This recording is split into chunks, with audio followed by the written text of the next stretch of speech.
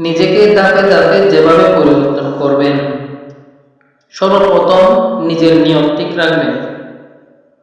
আজানের পর পরই সালাত আদায় করবেন। প্রত্যেক উজুর পর কালিমায়ে শাহাদাত পাঠ করবেন।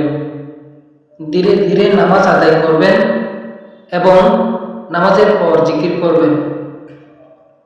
প্রতিদিন কোরআন তেলাওয়াতের জন্য সময় বের করবেন। প্রতিটা কাজ বিসমিল্লাহ বলে শুরু করবেন। সবার সাথে দেখা হলেই সালাম বিনিময় করুন। নিজের রাগ নিয়ন্ত্রণ করুন এবং হিংসা, গীবত, অহংকার থেকে নিজেকে বিরত রাখুন।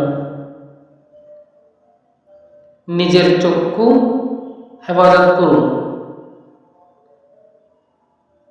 মিথ্যা কথা বলা বর্জন করুন। রাতে তাড়াতাড়ি ঘুমান এবং ফজরের নামাজের নিয়ত করুন। বেশি বেশি দোয়া, ইস্তেগফার ও দরুদ পাঠ করুন।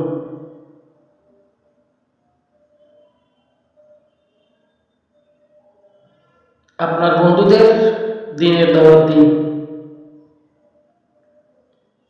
সপ্তাহের শুক্রবারকে বেশি গুরুত্ব দিন। আল্লাহ আমাদের সবাইকে পরিবর্তন হওয়ার তৌফিক দান করুন। আমিন।